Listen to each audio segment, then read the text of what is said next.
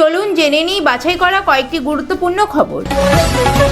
মধ্যবিত্তদের মাথায় হাত, দাম বাড়ছে নিত্য প্রয়োজনীয় সব জিনিসের, সংসার চালাতে হিমশিম খাচ্ছে সাধারণ মানুষ। গত কয়েক মাসে চড়চড়িয়ে বাড়ছে তেল, সবজি, চিনির দাম। গত মাসে যে চিনি ৪৫ টাকা ছিল, এই মাসে প্রায় ৭০ টাকা পর্যন্ত ছাড়িয়েছে।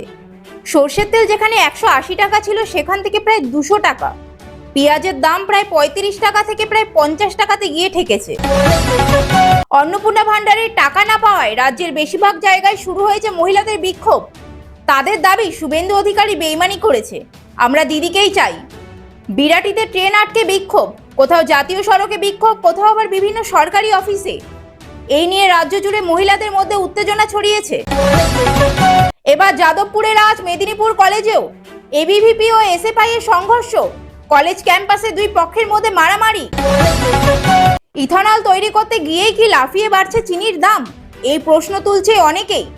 চলতি মাসে চিনির দাম প্রায় ৬৫ টাকা, সাধারণ মানুষের মাথায় হাত। চিনির ঘাটতি কমানোর জন্য বিদেশ থেকে আমদানি করার সিদ্ধান্ত কেন্দ্রের।